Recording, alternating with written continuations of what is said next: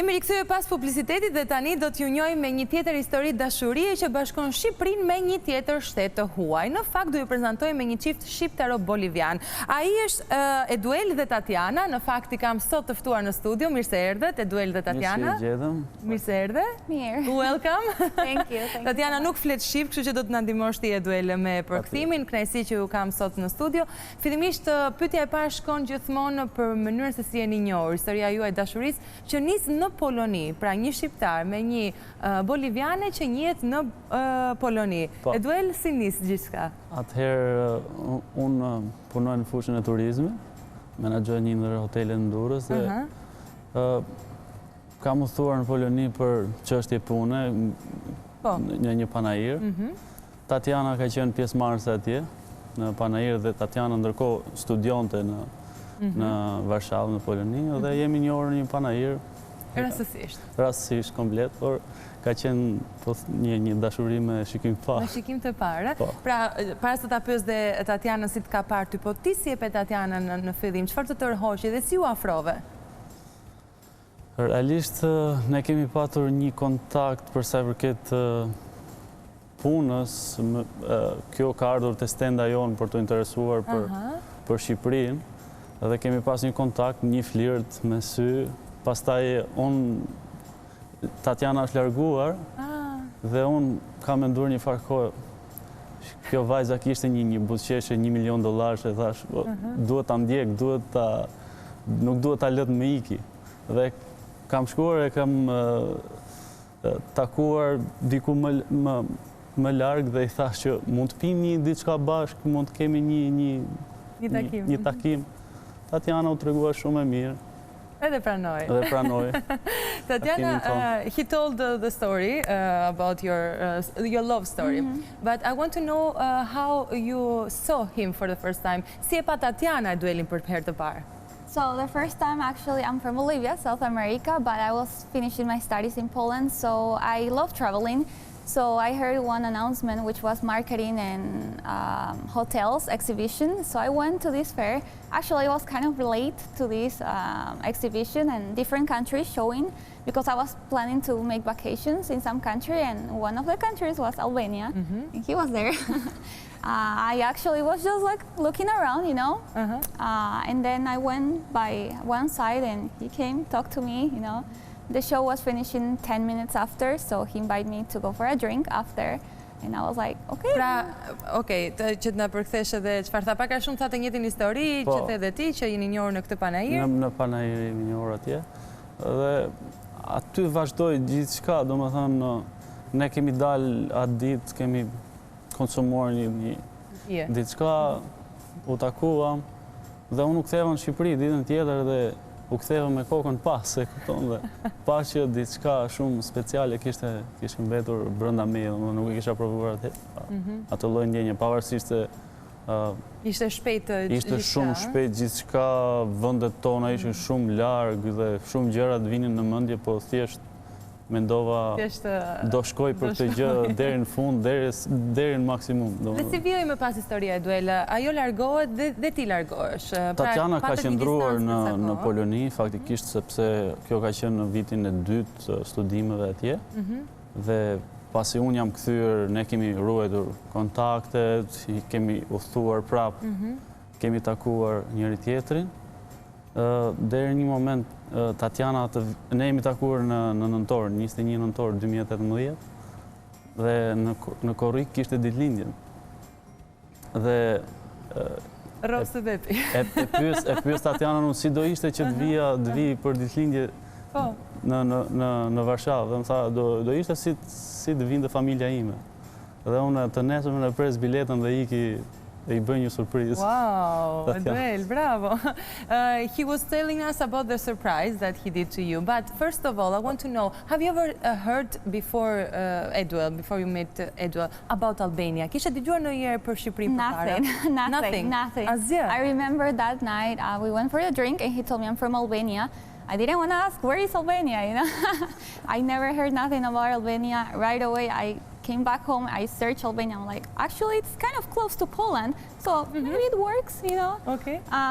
But yeah, it was a surprise for me. I never thought meeting someone from Albania. But here we are. But here we are.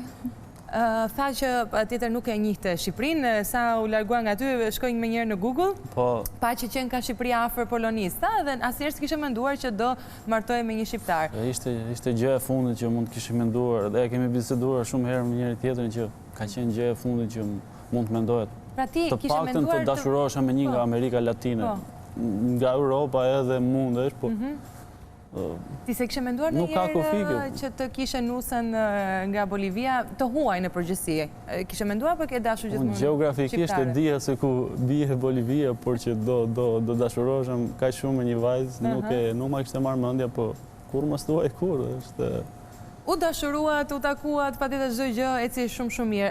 Tani dua të di më shumë për sa i përket familjeve. Tatiana, si ja the familjes se jam e dashura me një djalë shqiptar? How did you say to your family about Eduel that I'm in love with an Albanian guy? It was interesting. I remember maybe after a couple of months, I wanted to make sure that he was serious with me and everything. So after he came for the surprise for my birthday, I was like, okay, this is real guy. He has good intentions, and I told my family. I actually was in FaceTime because I don't go often to Bolivia because it's too far. And they were happy for me, actually, for Albania. Wow, like they were okay? Yeah, they were fine. Of course, I described how is he and all.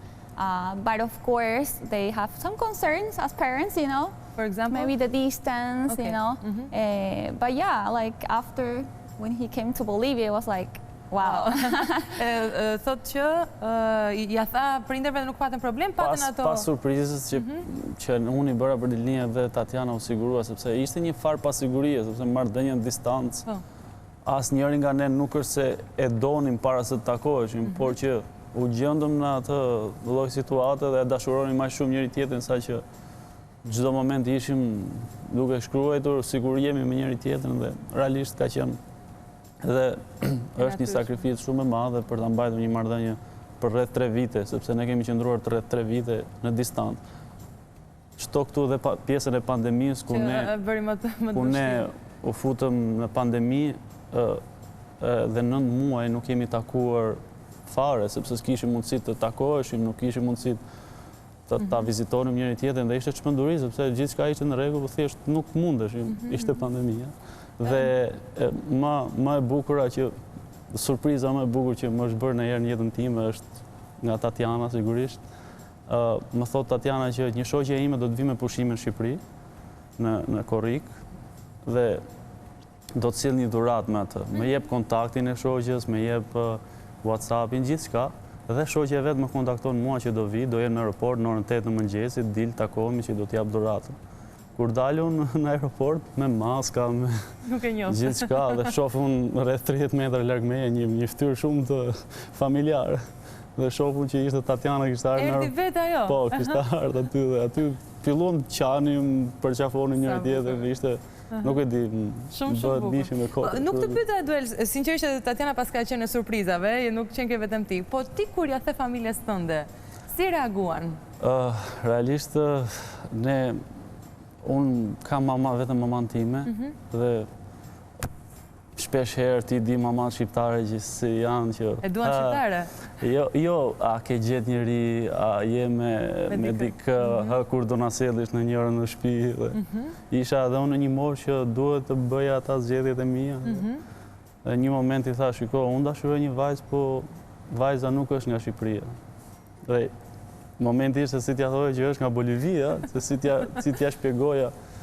Dhe i thash që vajza është nga Bolivia, me këto gjëra studion. Si ja shpjegove Bolivinë? Dhe as ajo nuk ja kishte ide se ku binte. I thash që është afër Brazilit. Shumë larg. I told my mom that Bolivia is close to Brazil, so she could understand like where is it. Dhe çfarë tha? Dhe kur Tatiana ka ardhur në Shqipëri për herën e parë, ne kemi vizituar maman time.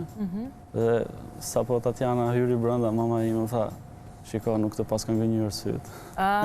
Mora provimin e mamas më një herë. Gjë që të bëri akoma më pozitiv. Sigurisht, ja. Tatiana, tani që të themi dhe këtë, ju tashmë jetoni në Shqipëri, keni zgjedhur Shqipërinë për të jetuar. Po. Dhe pyetja shkon direkt te Tatiana. Tatiana, pse vendosët fillimisht të bëni të transfer të jetës tuaj në Shqipëri dhe si të duket Shqipëria? She's asking how did you make the decision to live in Albania? And how do you feel now? How do you feel right now living here? How easy it was for you, you know?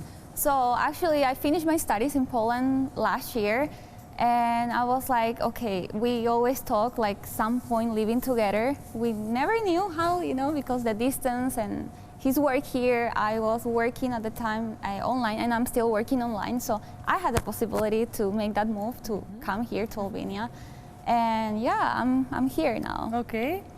Realisht, kjo ka qenë një pjesë, thashë, lidhja jonë zgjati rreth 3 vite në distancë. Dhe me Tatiana menduam që duhet ta ndërpresim të distancën dhe të marrim një vendim që të fillojmë jetën diku bashkë si çift, sepse nuk në distancë fillon pastaj bëhet edhe e mërzitshme.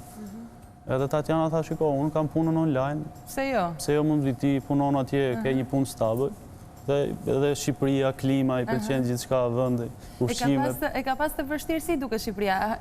Was it difficult for you to come in Albania, and how do you see Albania now? How was the first impression? Yeah, like my first time when I made the surprise 2 years ago, yes. I think, it was, wow, Albania, you know. To be honest, it's kind of similar to my country regarding people, because people are so helpful, like friendly. You know, in Poland it's different, but here I felt really like home, you know. Some things are like similar to home. Of course, the Albanian language I'm trying to learn. Okay. It's so hard, It is kind of hard, but I'm just starting here, right? So for sure I'm gonna learn. Edhe unë në momentin që shkova në Bolivia, unë vitin që kaloj kam qenë në Bolivi, Tatiana jeton në Santa Cruz, dhe ishte një farë sikleti ku shkon për herë të parë te familja e diku që po i takon për herë të parë dhe po shkon.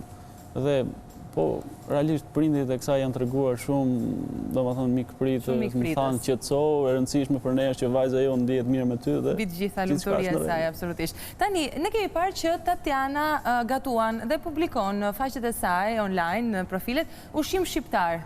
Tatiana, you cook a lot, you publish a lot of food, and especially Albanian food. Tell us your impression about Albanian food. Which is your favorite? Na thotë çfarë mendon për ushqimin shqiptar, çfarë i pëlqen më shumë?